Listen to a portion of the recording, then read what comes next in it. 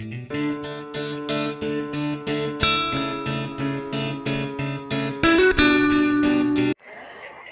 alaikum students, welcome to my channel Seek Success, and I am Professor Zara. Students, today I am going to discuss third year's short story The Killers, that is written by Hemingway. तो मैंने third year के students को कहा था कि मैं आपके topic से भी रिलेटेड इंशाल्लाह वीडियोस जो है अपने चैनल पे अपलोड करती रहूँगी। तो जिन स्टूडेंट्स ने अभी तक मेरे चैनल को सब्सक्राइब नहीं किया वो प्लीज़ सब्सक्राइब कर दें, और वीडियो अच्छी लगे तो वीडियो को लाइक कर दें। तो चलें स्टार्ट करते हैं। आपकी फ़र्स्ट शॉर्ट स्टोरी है the killers, that is written by Ernest Hemingway. अब अर्नेस्ट हेमिंगवे का तो आपने ऑलरेडी काफ़ी ज़्यादा सुना होगा कि वो नॉवलिस्ट हैं, शॉर्ट स्टोरी राइटर हैं, और उनकी थोड़ी सी जो है वो स्टार्ट में बायोग्राफी को जो है वो डिस्कस करते हैं। Ernest Hemingway was born in 1899 in America. He was a novelist, short story writer, and he was awarded the Nobel Prize as well. And he was noted both for his masculinity, intense masculinity, and adventurous and thrilling stories. And his stories are widely publicized, and most of his works related in fiction novels, and he was considered to be the fiction novelist in modernist genre.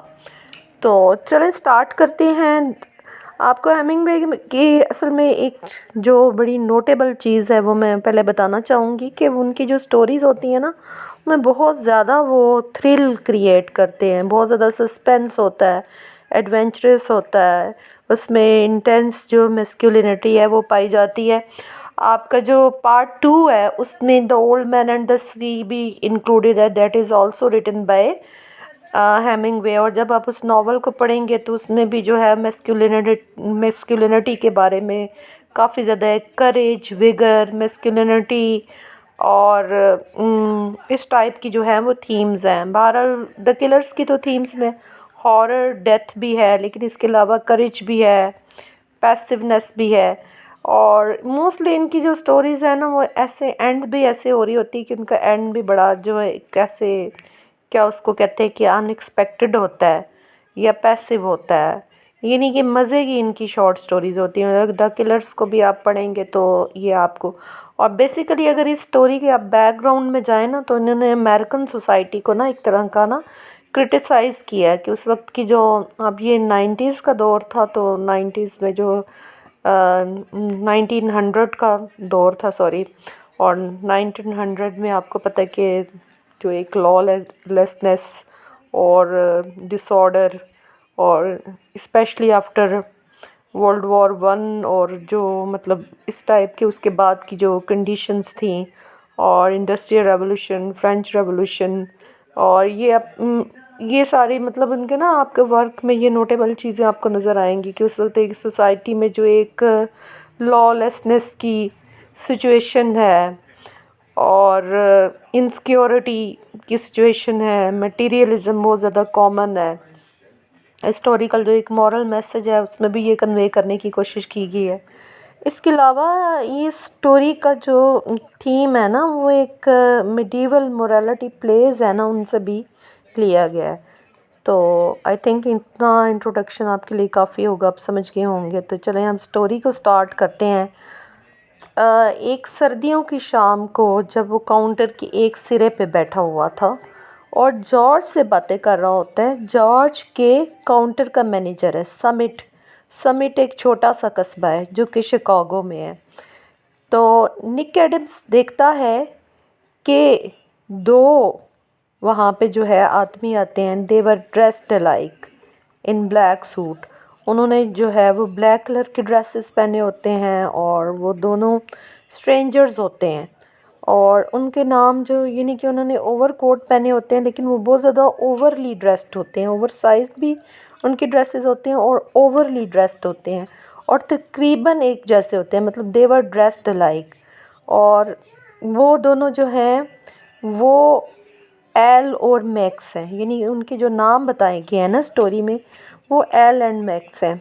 और वो आते हैं और वहाँ पे जो है वो असल में ये जो बैकग्राउंड यहाँ पे दिखाया गया है ना, ये हेनरीज़ किचन रूम है। हेनरीज़ किचन रूम जो कि एक छोटे से कस्बे जिसको समिट का नाम दिया गया है, वहाँ पे ये वाक़या है। और वहाँ पे जो निक एडम्स है वो जो है वो काउंटर बॉय है। जॉर्ज जो है वो उसको क्या कहते हैं कि वहाँ पे सर्व कर, जो निक एडम्स जो है वो वेटर है, सैम कुक है, और जो जॉर्ज है ना वहाँ पे वो काउंटर मैन है। तो वहाँ पे वो स्केड्यूल के बारे में मतलब जो है वो सार्कास्टिक रिमार्क्स पास करते हैं, क्योंकि जिस टाइम पे वहाँ पे आते हैं उनको जो है वो डिनर मांगते हैं, लेकिन वो वहाँ पे जो जॉर्ज है और निक है वो कहते हैं कि ये डिनर का टाइम नहीं है, तो इस वक्त हम आपको जो है वो लाइट सा जो कुछ जो है वो आपको हम सर्व कर सकते हैं। तो वो उसके बारे में जो है वो सरकास्टिक रिमार्क्स पास करते हैं। और वो जो सैम है, सैम जैसे कि मैंने बताया है कि कुक का नाम है, और निक जो काउंटर बॉय है, तो उनको ना वो डम बॉयज़ को कहते हैं कि you are the dumb boys of the summit this town, और this town is having this type of boys. और वो सारे के सारे लगता है कि डम्ब है, और what the hell with your menu, के वो उसके मेन्यू को क्रिटिसाइज़ करते हैं कि जो कुछ भी हम ऑर्डर कर रहे हैं मांग रहे हैं ना, तो वो आप हमें सर्व नहीं कर रहे। यानी कि बड़ा ही उनका ना वियर्ड किस्म का, ऑड किस्म का बिहेवियर होता है। अब खैर उनको खाना सर्व किया जाता है। खाना ख़त्म करने के बाद जो एल को जो है जो दोनों हैं वो एल को ऑर्डर करते हैं, निक और सैम को जो है किचन की तरफ लेके जाते हैं और वहाँ पे जाके जो है उनको बांध देते हैं।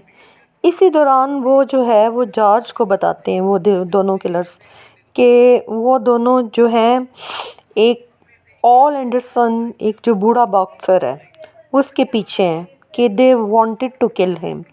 एंड वो इसके बारे में ज़्यादा डिटेल नहीं बताते, और बस ये बताते हैं कि they are hired and they wanted to kill him, और they just want to kill him just to oblige a friend, कि उनकी उसके साथ कोई ऑल एंडरसन जो, अब ऑल एंडरसन क्या है कि वो उसी कस्बे में रह रहा होता है, वो एक बोर्डिंग हाउस में रह रहा होता है, और वो डेली बेसिस पे वहाँ पे रात के टाइम खाना खाने के लिए आता है। और ये दो किलर्स है ना, they heard that he daily comes here, that's why they have come over there to kill him। और वो अपना पर्पस भी बता देते हैं कि वो ऑल एंडरसन को मारना चाहते हैं, और एक फ्रेंड के कहने पे जो है उसको मारना चाहते हैं। और उसके साथ उसकी, अब जो ऑल एंडरसन है ना, he is old boxer and he is leading retired life, but he is not having any enmity with the killers or anyone else। May be वो विंग में पहले रहा हो, तो पहले से ही इसके साथ कोई जेलसी या इस किस्म का कुछ किसी का कोई ग्रज जो निकालना चाहता। अब यहाँ पे कितनी खूबसूरती से जो है वो हेमिंगवे ने उस वक्त की सोसाइटी की ये जो है वो कंडीशन डिपिक्ट की है कि किसी को भी मारना, कि killing was so much common, even it was it they have to do it without any purpose, के without any enmity, they were just hired, they were just being hired to kill him। अब किसी के कहने पे उनको जो है वो हायर कर लिया गया, और वो प्रोफेशनल किलर होते हैं और वो उसको मारना चाहते हैं, और कैसी इनसिक्योर किस्म की जो है एनवायरनमेंट को क्रिएट किया गया। अब होता ये है कि लकीली उस दिन जो ऑल एंडरसन है ना, वो वहाँ पे खाना खाने नहीं आता, and they waited along and then they left, और वो उनको रिहा भी कर देते हैं, यानी कि उनको खोल देते हैं, निक और सैम को जो उन्होंने बांधा होता है इंतज़ार कर करके। और वो कहते हैं कि मतलब आज तो वो नहीं आया, but we will come some another day, और हम उसको यानी कि मार देंगे। अब इसके बारे में अब वो जो मतलब they have already left, but they left behind them looming shadow of death, कि वो अगरचे किलर्स चले जाते हैं। अब यहाँ पे एक हॉरर की थीम को भी जो है हेमिंगवे डिपिक्ट कर रहे हैं, कि वो अपने मतलब चले तो जाते हैं, लेकिन वो पीछे से ना एक फियर, एक हॉरर वो एक छोड़ जाते हैं। अब जॉर्ज वगैरह और निक और जो सैम है ना, वो तो बड़े परेशान हो जाते हैं। अब जॉर्ज जो है वो निक को सजेस्ट करता है कि you have to go to Ole Andreson and you must tell them, कि कुछ लोग तुम्हें जो है वो हायर उनको किया गया है और वो तुम्हें मारना चाहते हैं, तो तुम्हें ये सिचुएशन बतानी चाहिए। ठीक है, ये जॉर्ज निक को सजेस्ट करता है। चलो, जो निक होता है ना वो चला जाता है ऑल एंडरसन के पास, जो कि करीबी बोर्डिंग हाउस में रहता है, और जब वो बॉक्सर को ये जाके बताता है ना तो ही रिमेन्ड अनकंसर्न्ड।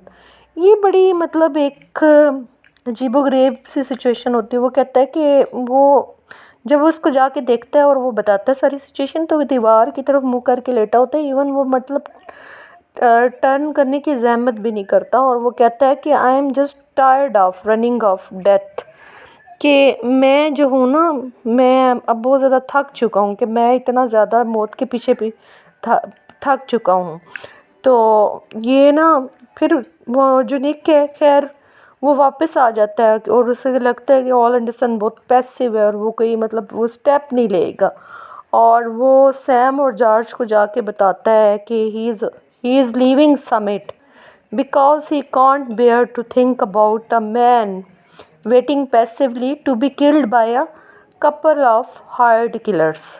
ठीक है, तो हेमिंगवे में वेन इन यहाँ पे मतलब he uses no hostility to characterizing Al and Max, and they clearly represent the epitome of evil, almost as though they and stepped out of a medieval morality play।